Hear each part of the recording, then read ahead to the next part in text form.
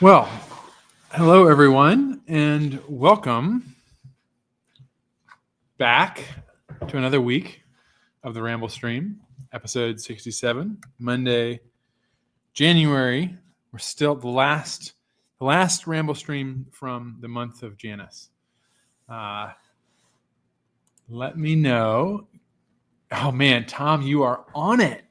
Sound 5x5. Thank you. Audio is good. Y'all are. Thank you, Ramblers. You know me too well.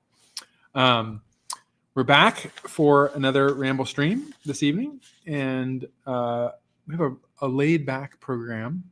I've got a good long whopper of a poem for y'all that I'm very excited about, and a little update from the weekend where I went on me and two other guys from Janus went on a great rambling expedition to meet new people and to camp in sub-zero temperatures and have a great time and ride motorcycles in the snow. So looking forward to sharing it with you all, and also looking forward to hearing what y'all been up to and answering questions and just seeing what you have been up to and what you're sipping on this evening. So cheers to another Ramble stream. If you're new, this is my little spiel, as I always say. If you're new to the Ramble stream, don't be shy. Post up a comment, and the format we follow is post up where you're viewing from, what you ramble with. If it's an old car, a new car, there are still new cars I think that you can ramble with. If it's a motorcycle, what kind of motorcycle it is. If it's a Janus, tell us the details. Give us the good stuff. What's the serial number? What's the model? And last but not least, tell us what you are sipping on this good evening of winter. I'll go ahead and get started. Richard Worsham here in Goshen, Indiana, at the fabrication shop, which we call affectionately TT. About half mile south of our main shop up in Goshen. I ride a KLR 650 and a Halcyon 250. My 250 is number 68, and it's been on many journeys with me. It's a dear friend. I did try and start it about 3 days ago, and I don't think, honestly, I want to say this has been the longest that it has not been out on the road in my ownership since I've taken care of the bike. For a long while, number 68 was just a shop bike. It was a bike that we had. It was what we would call today an inventory bike, and it hung out so long and got so beat up, and I did so many things with it that everybody said, I think you need to hold on to that bike. So since it's been my sole job to caretake number 68, I don't think it's not been ridden for this long, so I really owe it a ride. But I went to go and try and start it, and the battery was not happy, and I have it on a battery tender. So all these years I've been saying my battery is 5 years old, it's doing fine, and it's an AGM, and it's undersized for the bike.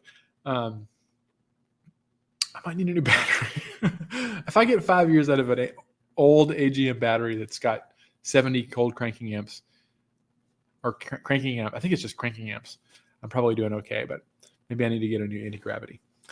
Or maybe I just need to kickstart it and let it warm up, see what happens. But the battery tender is saying it's fully charged. Anyway, I think I gave you all the my half of the story. So we'll take a quick look at some comments and see what y'all are up to. We have 57 people on, and I've only been talking here for 5 minutes. I got to check my watch because I did not reset my watch after I came back after the weekend, so I'm a couple of minutes fast here. Anyway, Motard gets our first for the comments today, and that is a name I do not recognize from the Ramble stream yet, at least. Tuscaloosa, Alabama, 2006 Yamaha FC6, nice. and now the proud owner of Griffin 250 number 164. Bike was delivered Saturday night, but I've only ridden about 30 miles on it due to bad weather. Well, good for you, fellow Rambler. Welcome to the fold. I'm glad you're enjoying your bike. Tell us a little bit about yourself, and what are you sipping on this evening? Oh, here you go. Next comment. It's incredible how fun this bike is, even just riding around in town at lower speeds during the break-in period. I look forward to many more miles of aimless rambling in the future. Awesome. Very good. Grant's on. Good to see you, Grant. Again today. Third time. Riggedy Alp says, greetings from balmy, Massachusetts.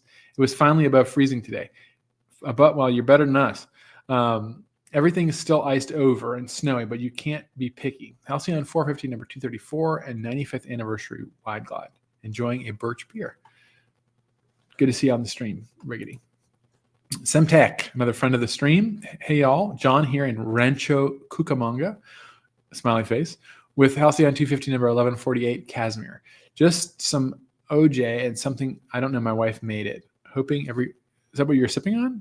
Some orange juice, spiked orange juice, perhaps? A screwdriver? Hoping everyone is safe today. Likewise. Scott Spence, up the road in Elkhart. Halcyon 250 number 212, Halcyon 450 number 178, and a 74 Triumph Bonneville 750 here from Elkhart, Indiana, sipping on rum and coke. Good to see you, Scott. Oh, that's me. Russell Peters says, Grant, still no email. I sure would like a flag. Let us know what you mean, Pete and Russell. Detlef, number 86, 450 Owensboro, Kentucky. 1962 Norton 88 SS and three Hondas Earl Grey tonight. Good to see you, Russell. Charles Olaf from the Maryland Eastern Shore, rambling with Halcyon 250 number 454 and Phoenix number 30, dreaming about Griffin 450 number 4, sipping on H2O. Great. Well, we're working on your bike, on the components for your bike right now, Charles. So I was just looking at some pieces of metal that will be going on your motorcycle. So it will be a little bit, but we are working on it. Jordy Field, Lake Forest, Illinois, Halcyon 450 number 44, owned a 250cc number 380. Yeah, it'd be interesting to see you all, those of you all on the stream, have you owned another bike that you don't own anymore? Tell us in the comments. Jordy says, should say Halcyon. No, yeah, I got that. Good to see you, Jordy. Tom Lathrop, greetings from Burlington, Wisconsin. Griffin 250, number 149. Halcyon 250, number 1008, sipping on seltzer water. Good to see you, Tom. Semtech says, what's this about a flag now? Yeah, I have the same question. Ooh, Lo-Fi by Nature. I haven't seen you on in a bit. Halcyon 250, number 1131, Mutt in Southwest Michigan, making tea and figuring out what to make for dinner. Nice. I still haven't had my dinner either, and I'm feeling it. I ate a ton of food over the weekend. We were camping. Well, as we will talk about, I stuffed myself to. I had no excuse, but I was trying to keep warm, and as I always find, when I eat a whole lot in the days following, my appetite's stronger. So I'm starving. I'm ready for my camp dinner, which I'm very happy to say that I'm sure my wife has got dinner waiting for me. Harrison in Richmond, Virginia, sipping on a LaCroix. Very nice. Dan Rademski from North Carolina, Halcyon 450 number 235. Good to see you, Dan. Racing the Sun, Felix Brothers, 450s number 120 and 121, sipping on Gumball Head from Three Floyds. Cheers. Good to see you guys. Gary, as always, with his long laundry list of Janus motorcycles, number 250. So he really does have a good selection here. Number 50. So if you all don't know, we used to make a 50cc Halcyon, and he has one. We only made 43 of them. Halcyon 50 number 11. Wow. 250 number 79 and 450 number 3 coming soon, Gary. And he also has a number of other bikes: 72 Triumph Trident, 80 Honda CM200, 1990 883, and a Ural. 2 Urals, a 2015 Tourist, and a 2017 Gear Up, sipping on his famous Diet Dr. Pepper. Eric Green in Vancouver, Washington, Halcyon 250 Outlaw. Today is my birthday. Cheers. Happy birthday. And man, you're celebrating your birthday on the Ramblestream. Cheers to you. We must have something going on here. Eric, happy birthday. Straw Dog 1. John, riding Halcyon 769. That's a 250 in New Hampshire, sipping a Founders, drinking a good Michigan beer. Backwoods Bestad. I think it's a Bestard. Joel Yanda, Old Man 1 from Kansas City. Halcyon 450 number 218 and Griffin 450 number 001, drinking root beer.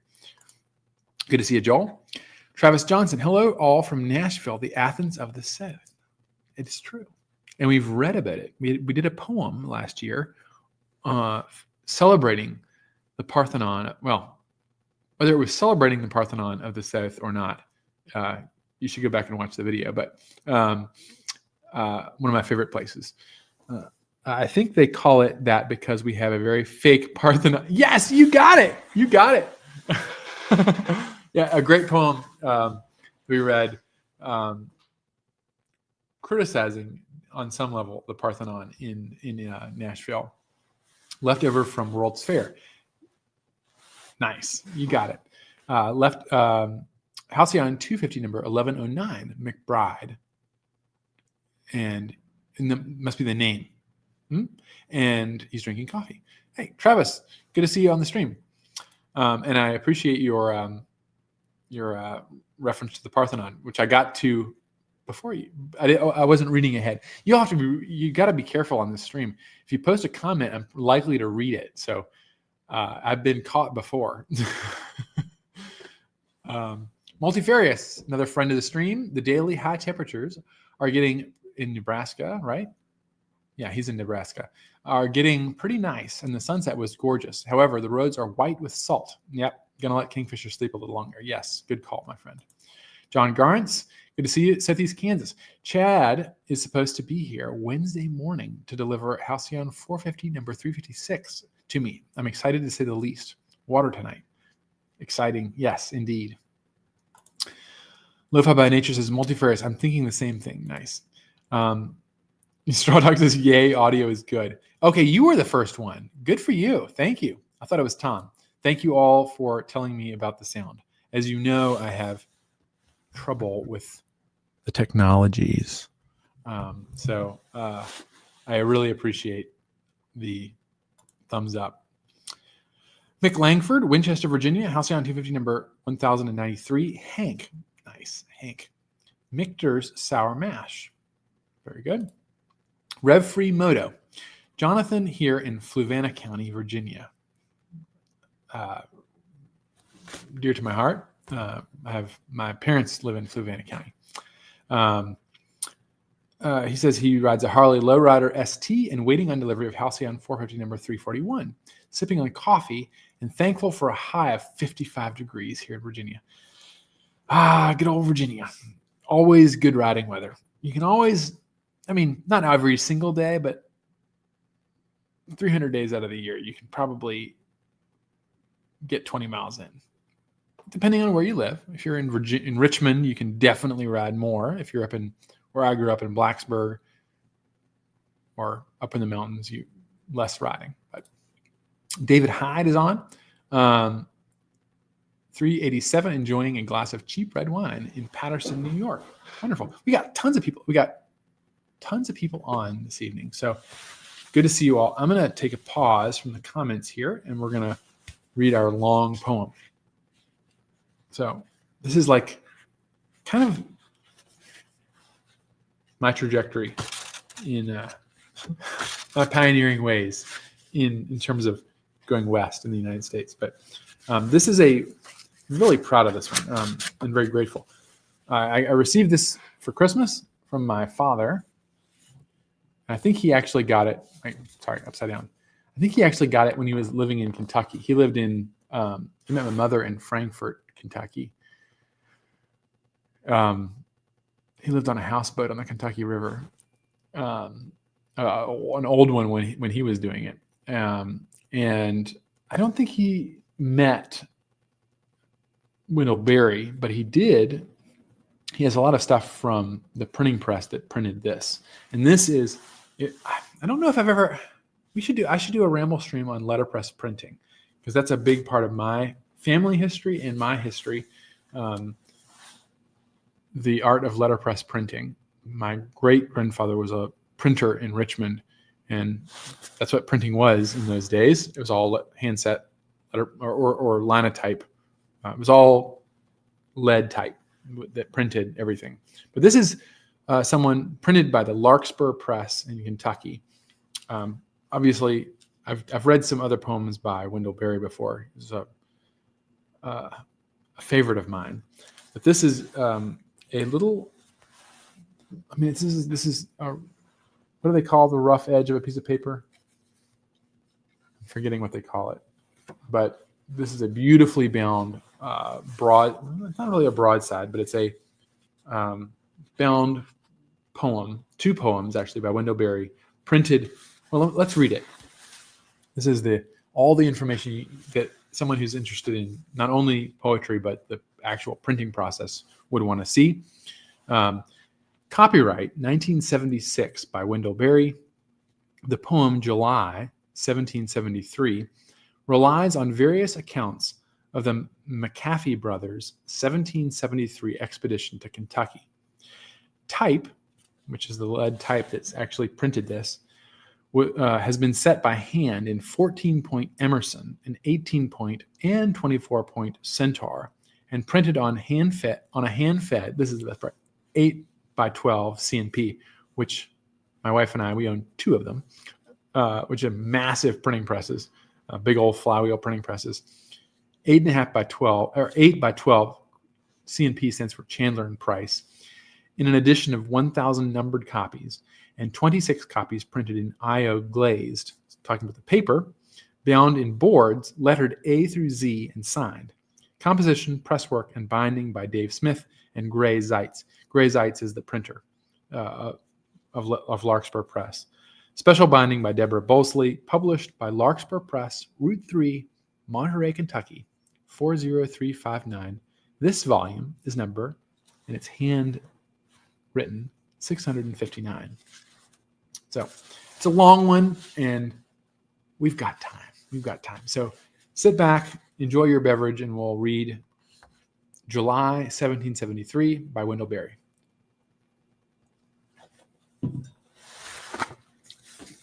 Just take a look at this. This is letterpress printing. So an individual piece of lead type is pressed with ink into the paper. Every single one of those is set by hand. So he's done the July, which maybe I should turn is this backwards? I think it is. Anyway, you get the idea. It's in red ink for the top, which means it has to be a separate process. Okay. So this is there are 2 poems in this book. We'll read the next one next week. The next one's a lot shorter. July 1773 by Wendell Berry. 1771 and 2. In those years, the fame of the Long Hunters passed back through the settlements, with news of a rich and delightful country to the west, on the waters of the Ohio. My father and uncles held counsel over their future prospects. In the vigor of manhood and full of enterprise, they longed to see for themselves. They could not remain confined in the sterile mountains of Virginia, where only small parcels of fertile land could be found at any one place. As soldiers of the Indian Wars, each had from the governor a grant of 400 acres, which had only to be located and surveyed. And so, having first planted their corn about the 10th of May in the year 1773, they set out to visit this land of promise, 5 of them, taking along Sam Adams, a neighbor's son, 19 years of age. They sought their future homes, their fortunes, and the honor of being among the first in that western wilderness. They reached the great Kanawha, then known as New River, about the middle of May, having sent back their horses. They selected suitable trees, felled them, hollowed the trunks, and so made 2 canoes to carry them and their baggage, rifles, ammunition, tomahawks, butcher knives, blankets, fishing tackle, and gigs. And then after their rough overland passage on horseback, how lightly and quietly they passed over the surface of the water, their prows breaking the reflection of the trees in the early morning. They entered the Ohio on the 1st of June, the opening of light on that wide water, its stillness and solitudes. Opposite the mouth of the Scioto, they saw an old French town of 19 or 20 houses, hewed logs and clapboard roofs, vacant and deserted, small and silent among the great trees. On the 13th, a Sunday, they were met by the bearer of a letter. To the gentlemen settlers, from Richard Butler, a white man who had lived at Chillicothe with the Shawanoes several years. They claim an absolute right to all that country that you are about to settle. It does not lie in the power of those who sold it to give this land. Show a friendly countenance to your present neighbors, the Shawanoes. It lies in your power to have good neighbors or bad, as they are a people very capable of discerning between good treatment and ill. They expect you to be friendly with them and to endeavor to restrain the hunters from destroying the game. And this they took to show the means by which an all-wise providence opened the way for exploration and settlement. They camped on July 4th at Big Bone Lick. It was a wonder to see the large bones that lie there, which has been of several large creatures. They used the short joints of the backbones for stools, and the ribs for tent poles to stretch their tents on. Here they met a Delaware, about 70 years old. Did he know anything about these bones? He replied that when he was a boy, they were just so as you see them now. And so they had come to a place of mystery they could not enter except in awe. At daylight, on the morning of July 8th, they reached the mouth of the Kentucky River, which they called the Levse. This was the foretold stream that would carry them southward into the heart of promise. They set against its current, reaching by nightfall the mouth of a stream they called Eagle Creek, for the eagles they saw hovering there in the evening light. And the next day went on to the mouth of what is now Drennan Creek, where the river was nearly closed by a stone bar. And there they left their boats. They crossed a bottom land through a forest of beech trees, gray trunks in the shade of gold-green foliage, and after a mile came to a salt lick which was a wonder to see, a mile in length and 100 yards in breadth. And the roads that came to that lick no man would believe who did not see, and the woods around that place were trod for many miles, that there was not as much food as would feed one sheep. They encountered there great numbers of buffalo, elk, deer, beaver, wolves, and bears. The commotion of the herds was astonishing, their tramplings and outcries, the flies and the dust. There, where the salts of the ground flowed to the light, the living blood of that country gathered, throve in its seasonal pulse, such a gathering of beasts as these men have never seen. Through the dark of the nights they heard them, dreamed them, seemed to comprehend them more clearly in dream than in eyesight. For that upwelling and abounding, unbidden by any man, was powerful, bright, and brief for men like these, as a holy vision. Waking, they could not keep it. They did not. 5 days and 6 nights they camped there, examining the lick, killing game, and making several surveys of the land. The uplands around the lick they found very good, mostly oak timber, a great many small creeks and branches, scarce as much water among them as would save a man's life while he traveled across them. One day, engaged in this work, Uncle James and his neighbor's son, Sam Adams, were passing round the outskirts of the lick, where had gathered a large herd of buffalo. The beasts, pressed together for the salt, stomped, coughed, suckled their calves, the dust rising over their humps and horns, their tails busy at flies. They minded no more the flies, the 2 men who moved round them. thinking of other lives, times to come. And yet, Sam Adams, boy-like, perhaps, though he was 19, and a man in other ways, would be diverted from his work to gaze at the buffalo, more numerous than all his forefathers' cattle, oblivious abundance, there by no man's will, godly, he might have thought it, had he not thought God a man. And why he shot into the herd is a question he did not answer, anyhow, until afterwards, if at all, if he asked at all. He was faced with an amplitude so far beyond his need he could not imagine it, and he could not let it be. He shot. And the herd, unskilled in fear of such a weapon or such a creature, ran in terrible alarm directly toward the spot where the boy and the man were standing. Agile, the boy, into a leaning mulberry.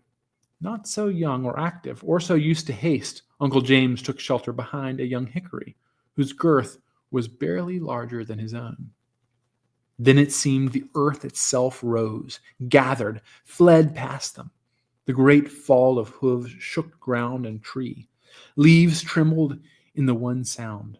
Dust hid everything from everything. Bodies beat against each other in heavy flight. Black horns sheared bark from the hickory that protected Uncle James. It fled. The hectic pulse died in the ground. The dust thinned. Day returned, as it seemed, after nightmare. And there was Sam Adams, looking out of his tree at Uncle James, who looked back, his hat now tilted. "My good boy, you must not venture that again." And they walked southeast from there, 2 days, some 30 miles, left a tomahawk and fish gig at a fine spring, and marked a gum sapling at that place.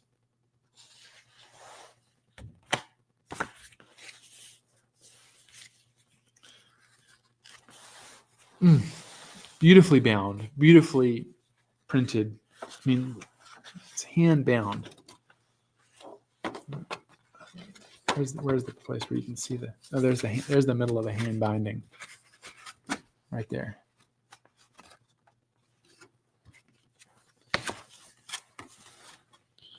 So we'll read the next bit, which is called, the next portion of the poem is called January 1975. So a bit later. Anyway, the New River, I grew up canoeing on the New River, and swimming and tubing on the New River. That's Blacksburg. Well, they're from Botetourt. They took off from Botetourt County to go to around Mercer County, Harrodsburg, Kentucky, which today doesn't seem like that far of a journey, but can you imagine the vim it took to do that at that era, and then just how different and wild that world was.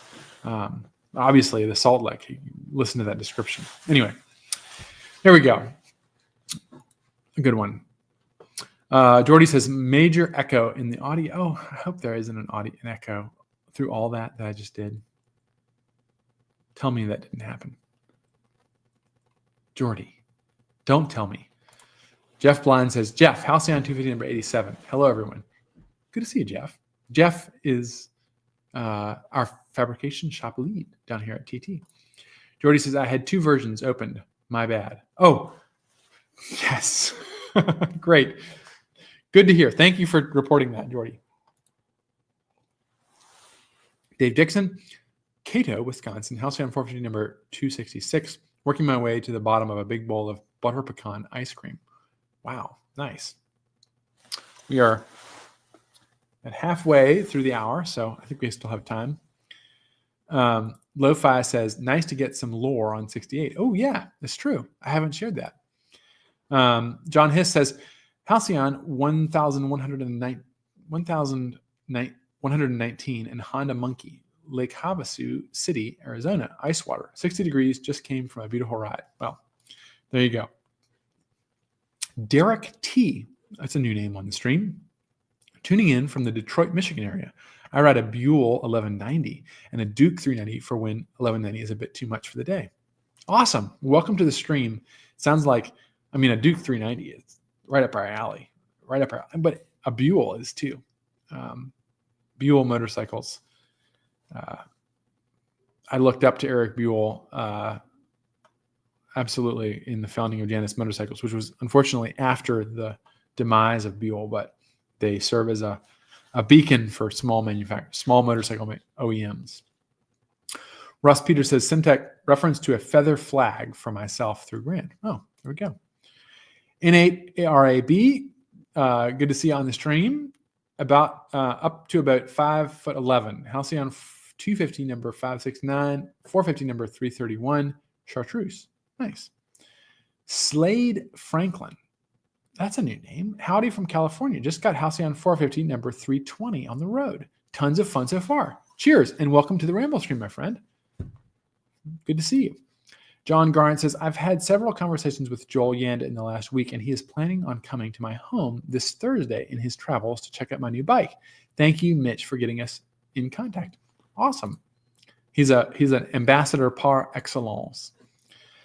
There we go. Derek says, Derek tuning in from Detroit, Michigan area. I ride a Buell. Oh, same comment. Sorry, that got repeated. Dahood, Dan up in central New York. Daniel Hood, checking in. 450 number 157, sipping nothing. Nice. Good to see you. We got some repeat comments here coming through. Mark Gallistel, good evening. Good evening, Mark. Good to see you. Jeff Hoekstra, hello from Cedar Lake, Indiana. Jeff, Halcyon 250 number 63, sipping on Woodford Reserve. Very nice. I'm also sipping on some, I didn't say what I was sipping on. I'm sipping on some bourbon too, with a little bit of water. Tom says, these motors seem to hate the cold. Griffin 250 has to be kickstarted whenever it's below 37 degrees, but it has been out on the property just about every day. That has to do with your battery. I don't know what battery you have, Tom, but if it's, the carbureted bikes are cold-blooded, so you got to get them warmed up. You got to baby that throttle as they're warming up. But once they should be fine. Starting, I have an underpowered battery, as I've mentioned, and it has not until this winter, until I've ignored it, been a problem. But there you go. The 250s are harder to start in the cold. They're cold-blooded. Jeff Yoder, hello from Fort Wayne. Don't currently own a bike, although I had a Kawasaki 500. Ooh, 3-cylinder. Very nice. A Widowmaker back in the early 80s that I bought for my brother-in-law, father of Janus employees Chase and what? No kidding. Father of Janus employees Chase and Kelly. They are the reason I decided to check this out. Pouring a glass of Glenmorangie. Jeff, welcome to the stream. If you don't know, Chase and Kelly Borden are they're key players here at Janus Motorcycles. So anyone who is father of Janus employees, Chase and Kelly, is a friend of the Ramblestream and welcome here. So good to see you, my friend, and I hope you can stop in more often. Make sure I read that. Father of Janus employees, Chase and Kelly. Awesome. And no wonder that you had a Kawasaki triple. Fantastic. All right. Lo-Fi says, Tom Lathrop, that makes me miss living on a farmland. Winter scrambling is a hoot. All right. Well, I got to get rolling here on the rest of the program. So sorry on the comments. We got a lot of people on, but I'm going to switch us over to some winter scrambling this weekend.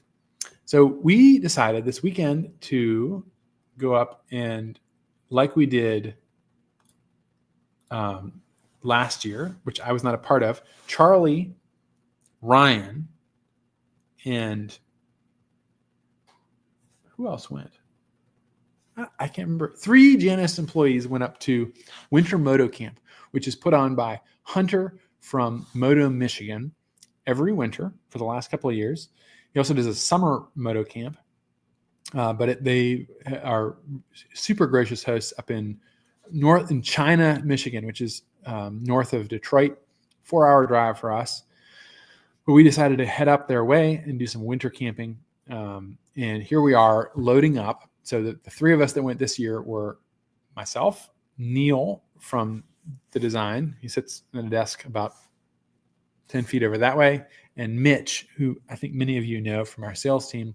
We all decided to go up and hang out. So we did that.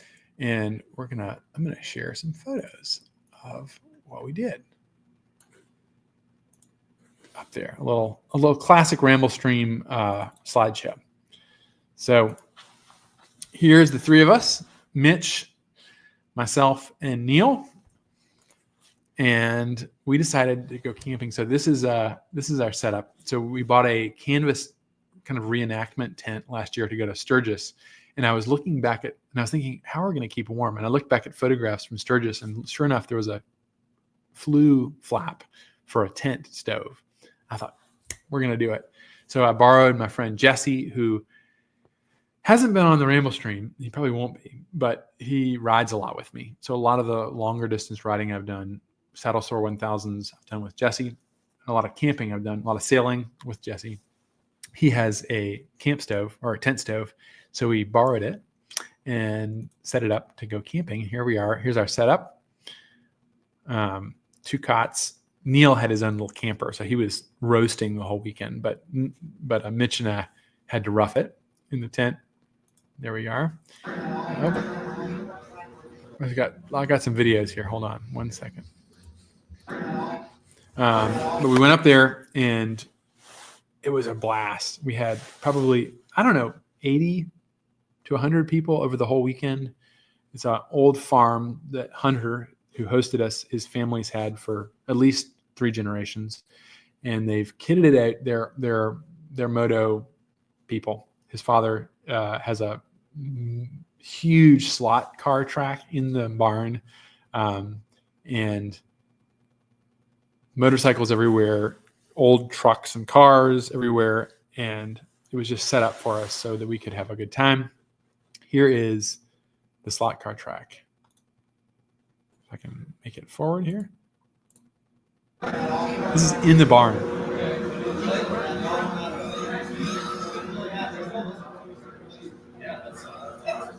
With plenty of cars to choose from, and anybody could go up and race. Here's the setup.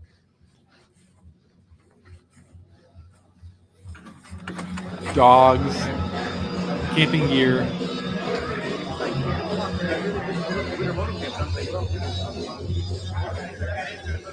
The poster. Cool bikes. There's Neil. Mitch. More cool bikes. Coffee. RC cars. Manx racers. We had a blast. Here's our tent.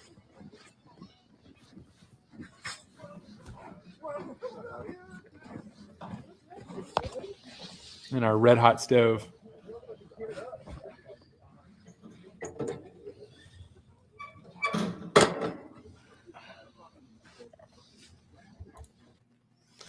And a little tour. Look at all the bikes.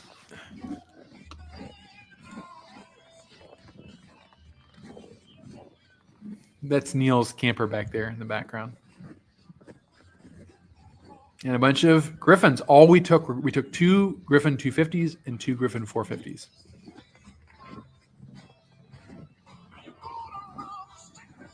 And we basically hung out outside the entire time. There's the stove.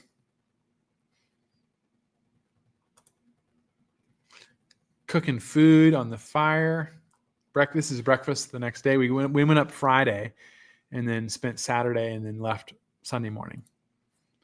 There's Mitch and Neil eating breakfast in our tent. And there are all the bikes. And we basically, the whole weekend, let everybody ride the Griffins in the snow. And so they went down a couple of times, let's say, at a minimum. We lost some foot pegs, bent a clutch lever, but everybody had fun. And we had that tent plenty warm.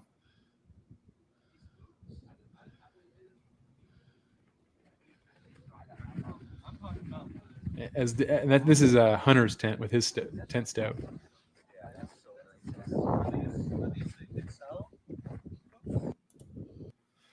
And then we got hemmed in by Tesla Cybertrucks. There were two of them, one on each side of the tent. It was like a strange juxtaposition of antique technology, Janus motorcycles, and Cybertrucks. Although I think we were warmer than the Cybertrucks. There's a Griffin 450 out in the snow.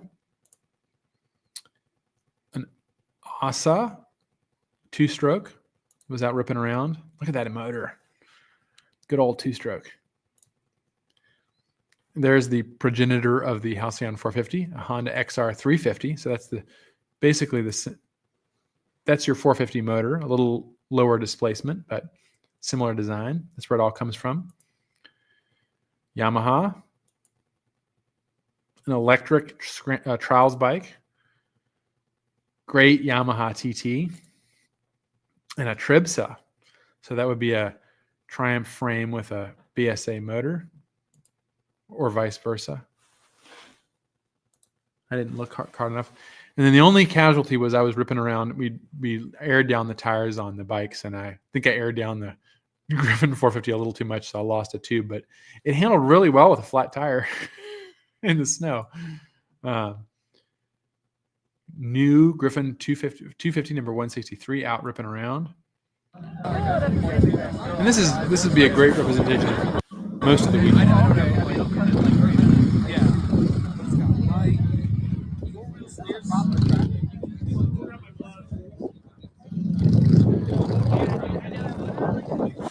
Folks tripping around in the snow. We had some, and the great thing about events like this is that you get to hang out with new people.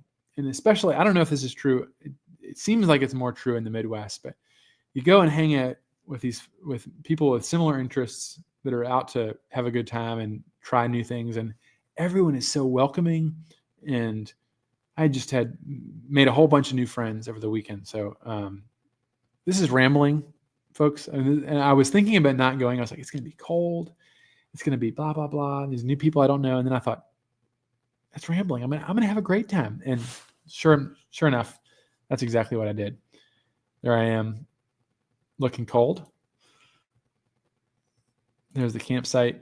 And then this is we had a potluck, which I thought was one of the most fun things. On Saturday night, we did a potluck. So everybody prepared a dish, and I decided to prepare mine on the fire.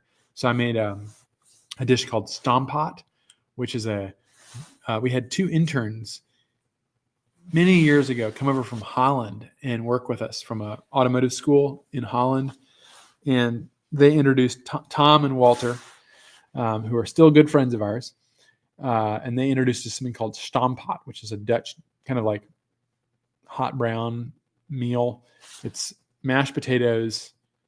I think they use some kind of green. I used turnip greens in this one. Sausage, butter, and what else? Potatoes, butter, sausage. That's basically it. And you cook them all up. And so I sauteed everything in the frying pan on the fire, cast iron frying pan, and then cooked it in a Dutch oven right there.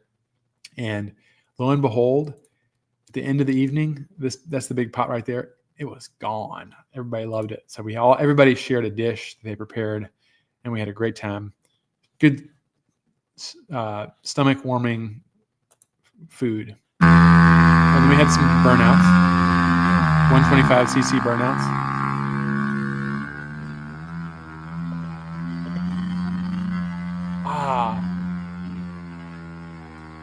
There you go. And then, so the first night, Mitch kind of got cold. We just basically stoked the fire up and went to bed. And I decided that to stay warm, I was going to take a 30-degree sleeping bag and stick it inside of another 30-degree sleeping bag, and my toes still got cold. So about 4 a.m, I took a bunch of like hot hands, hand warmers, and threw them down at the bottom of the sleeping bag, and that kept me warm. But I don't think Mitch fared too well the Friday night. So the second night round, we decided that we were going to stoke the fire, and so every 2 hours or so, roughly, I just set an alarm and woke up and stoked the fire. And I quickly learned that this little camp stove could go for about 3 hours, keeping the tent warm, to the point where getting out of my sleeping bag wasn't really a torture. I could hop out and stoke the fire and go back to sleep. Key ingredient is having a rug on the floor that keeps your feet dry on the snow. But it worked out really well.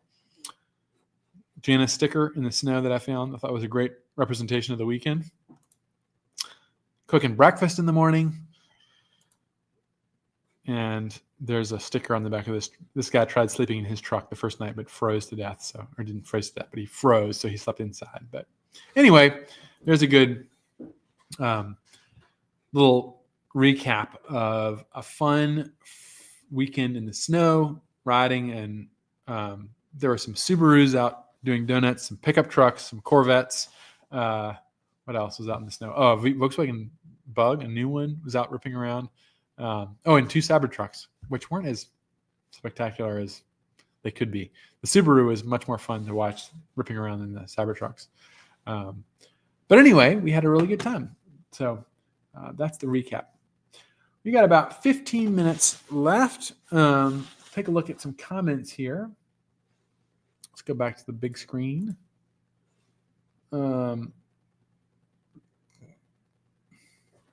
Daniel Higgins says, hey, from Johnston County, North Carolina. Halcyon 250 1162. Can't wait to see the final product. Drinking Diet Dr. Pepper. Great. Welcome. Jansen's on. Hey. Drinking a NA Blue Moon. Surprisingly delicious. Yeah, that is surprising. Multifarious. For artist paper, they would call that uncut edge a raw. Yeah, they call it a raw edge, but there's a different term because it comes from when the paper is actually made in the paper press. There's a edge. I still can't quite. My wife would know it. My wife says the rough uncut edge of, yes, there we go. Lo-fi, the decal, a deckled edge. That's it. The deckling. Yep. Multifarious, it's called a decal. Yes, y'all, you know it. Ramblers, I should know. You would know it. Also can get a tear bar that attempts to replicate it. Yes, but it's not a real deckled edge. Innate RAB, the Lo-fi, the other half needs a Janus. Nice. She rode a Janus at Discovery Day, but prefers her Honda. That's all right. That's okay. Rev Free Moto says, Richard, listening to you read is calming. If you haven't considered narrating the Rambler's Companion for Audible, yes, I have considered it. Not only have I considered it, I've made it a goal, and I still haven't done it yet. So I will do that. Maybe I'll do it maybe I'll do it in the coming month. February would be a good month to read that book. We'll do an Audible version. We'll do it. We'll do it. I think I could convince her if we got a pair of Griffins, though. Nice. Great. No echo. Good. Thank you all for the sound feedback. Duke Berryman. That's a new name. Joining from Los Angeles. We got 2 days of rain and good. Wonderful. Rain right after this storms. Crazy. I hope you and yours are all well and have not lost property or vehicles. My aunt lives out there and was in the thick of it. I think she's okay, but we were thinking of her and of everyone and the craziness. So many. I was just looking at a thing on LinkedIn this morning of all the vintage, beautiful cars that were burned. I mean, I shouldn't mention that ahead of the homes that were burned, but just as an accent point, the cars that were burned during that fire and I'm sure motorcycles of great value. Really tragic. Hydrochloride. West Virginia here, sipping cold brew, awaiting Halcyon 337. 450, I take it. Cheers, and welcome to the Ramblestream.